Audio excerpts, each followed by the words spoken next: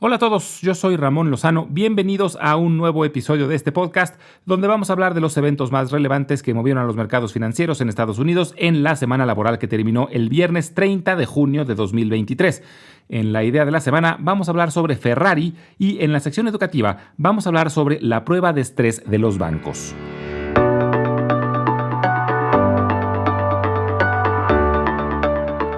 Fue una semana donde los principales índices recuperaron prácticamente todo lo perdido durante la semana anterior.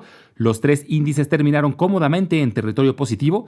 El Dow Jones subió el 2%, el Standard & Poor's 500 el 2.3% y el Nasdaq ganó 2.2%. Y con eso terminamos un muy buen mes de junio y una espectacular primera mitad de 2023. Para el Nasdaq han sido los mejores primeros 6 meses en 40 años. Lleva más del 30% de ganancia. Pero aún después de este brinco, aún le falta subir otro 16% para llegar a su máximo histórico marcado en octubre de 2021.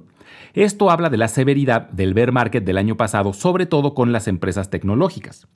Pero el bear market de 2022 fue severo prácticamente con todas las áreas de la tecnología, pero la recuperación ha sido mucho más selectiva. Se ha enfocado principalmente en las gigantes, o las que ahora se les conoce como las 7 magníficas: Apple, Microsoft, Alphabet, Amazon, Nvidia, Meta y Tesla, que además ahora representan más del 25% del Standard & Poor's 500 y más del 45% del Nasdaq. Apple sigue siendo la más grande de todas y esta semana cruzó la barrera de los 3 trillions.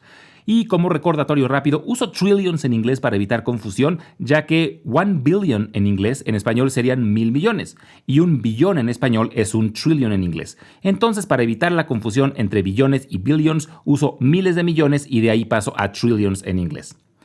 3 trillions es un número gigantesco. Por ponerlo en contexto, es más grande que el Producto Interno Bruto de países como Francia, Inglaterra o India. De ese tamaño es el valor actual de Apple. El rally de esta semana se debió a que hubo información macroeconómica muy positiva en los Estados Unidos. Se reportó el índice preferido de la Fed para medir la inflación, que es el índice de gastos de consumo personal, se situó en 3.8%. Es el número más bajo en más de 2 años. Esta es una buena noticia, aunque el índice subyacente, el que excluye alimentos y energéticos, sigue elevado, está en 4.6%. Por eso es que la Reserva Federal aún sigue contemplando elevar las tasas este año. Hubo un foro económico en Portugal, donde se presentaron los presidentes de 4 de los bancos centrales más grandes del mundo. Estuvo Jerome Powell, presidente de la Fed, Christine Lagarde, presidenta del Banco Central Europeo, Andrew Bailey, presidente del Banco de Inglaterra, y Kazuo Ueda, presidente del Banco Central japonés. Y fue interesante ver una disparidad entre las políticas monetarias en distintas partes del mundo. Por un lado, en Estados Unidos, como hemos mencionado, se contempla que suban las tasas de interés de forma moderada, ya que la inflación se ha logrado disminuir significativamente, pero aún faltan un par de puntos porcentuales. Sin embargo, en Europa, aún contemplan subir las tasas de forma agresiva, ya que siguen sufriendo de inflación muy elevada. Pero por otro lado, Japón ha mantenido las tasas muy abajo, con el objetivo de seguir estimulando su economía. La inflación en Japón aún no es un problema y, por lo contrario, pasó mucho tiempo con su economía estancada y llegó a sufrir de deflación, por lo que el crecimiento que están teniendo recientemente es muy bien recibido. Aunque sí mencionaron que si el próximo año la inflación subiera por arriba del 3%, empezarían a elevar las tasas para que no se dispare. Esta semana la Fed también reportó que concluyó con la prueba de estrés de los principales bancos y los 23 bancos incluidos en el estudio lograron aprobar. Los bancos están siendo cada vez más monitoreados, sobre todo después de las 3 quiebras que hubo este año.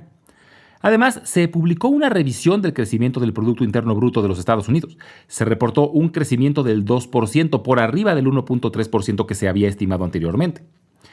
La administración del presidente Biden anunció que están considerando medidas más estrictas a la exportación de chips de alto desempeño a China.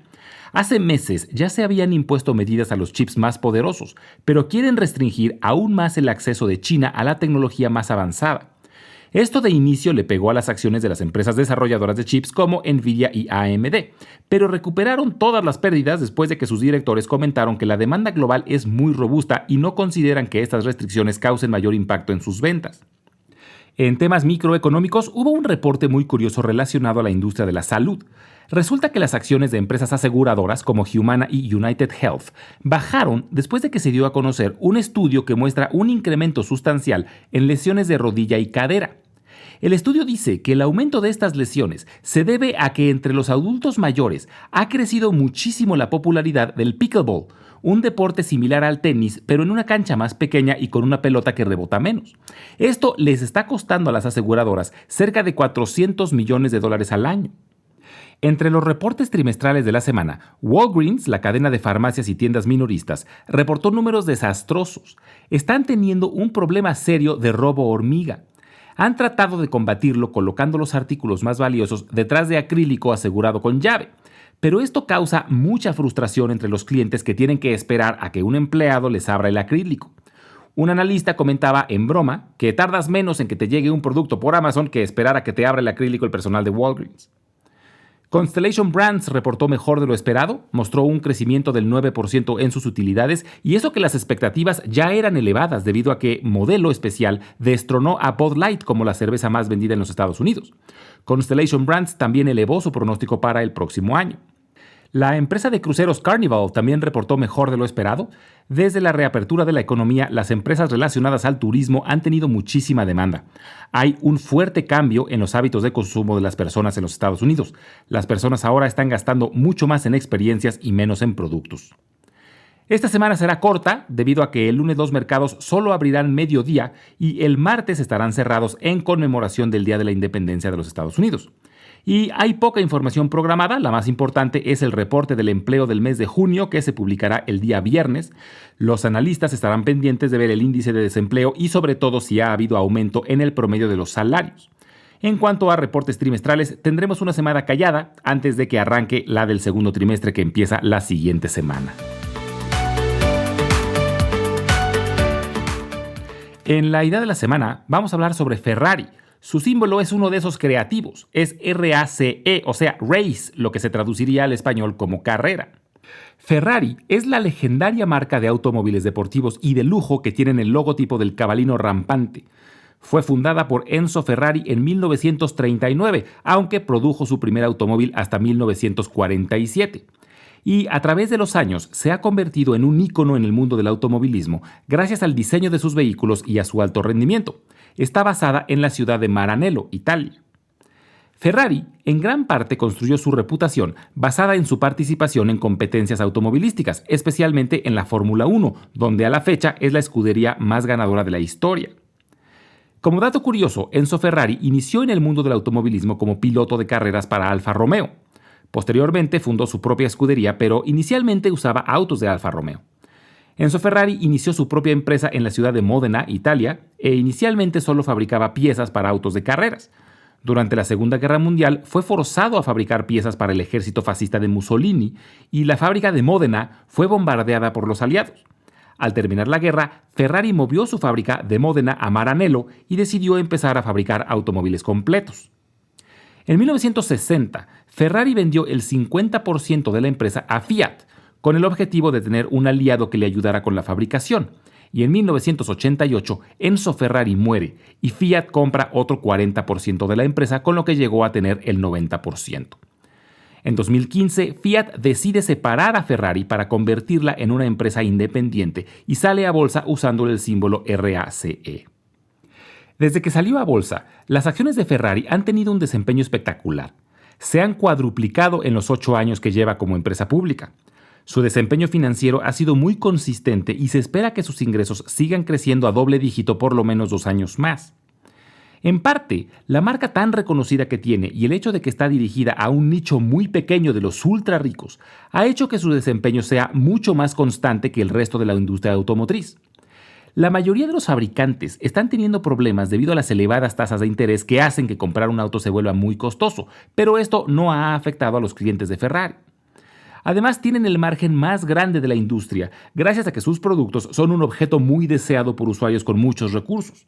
Para muestra está el lanzamiento de su modelo Pura Sangre el año pasado, un vehículo tipo SUV crossover, el primero en este segmento de la marca, y que después de unos meses de haberse anunciado, Ferrari tuvo que dejar de aceptar órdenes porque ya no iban a tener suficiente capacidad de producción.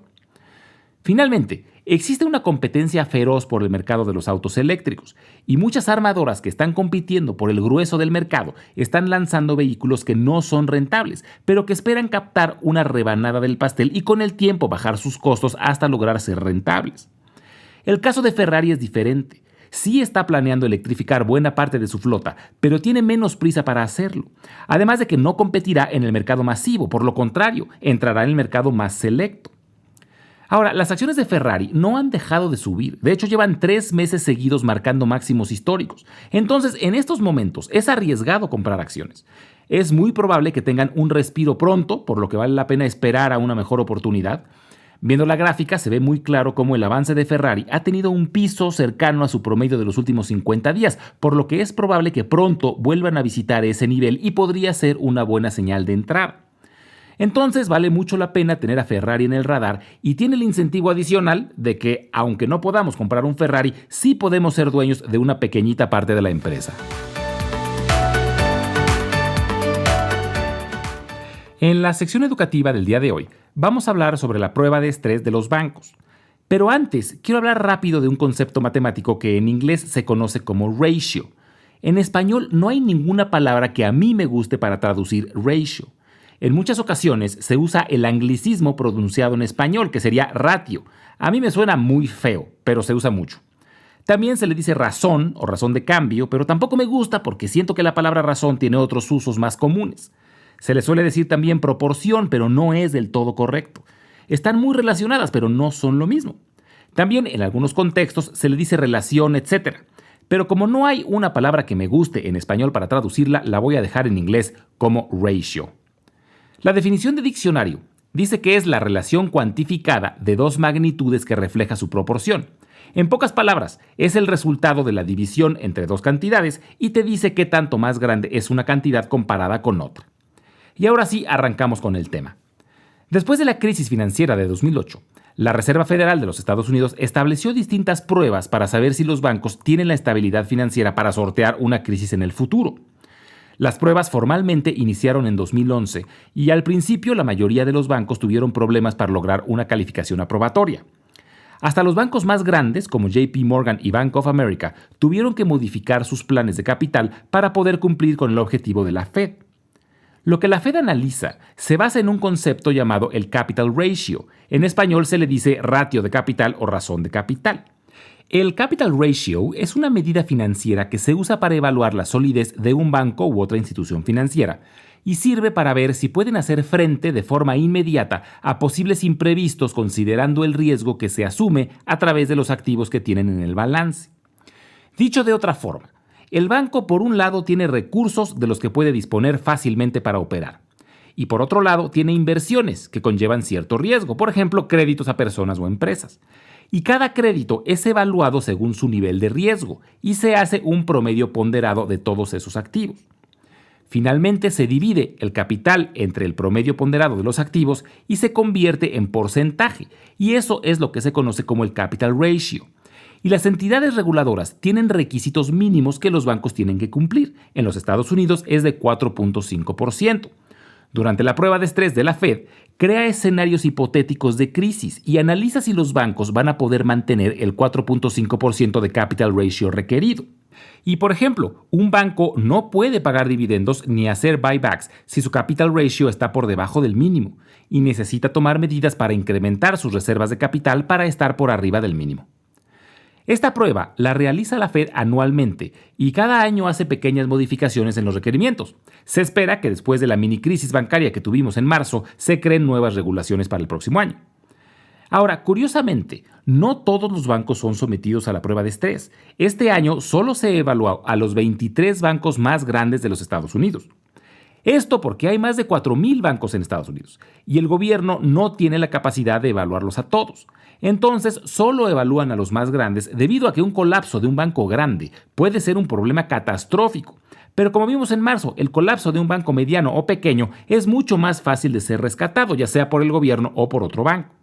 Y esta semana se reportó la prueba de este año y los 23 bancos evaluados cumplieron con los requisitos mínimos, lo que da confianza de que el sistema bancario estadounidense es lo suficientemente robusto como para sortear una crisis típica. Como siempre, les recuerdo que las transcripciones de todos los episodios las estaremos subiendo al blog invertirenlabolsa.substack.com, al que pueden también acceder directamente desde la página www.ramonlog.com, y si lo prefieren, estaremos subiendo los audiogramas a YouTube, donde los pueden encontrar como Invertir en la Bolsa Podcast. Finalmente, les dejo mi correo electrónico por si tienen alguna duda, comentario o sugerencia, es ramonlog@yahoo.com. Muchas gracias y nos escuchamos en el próximo episodio.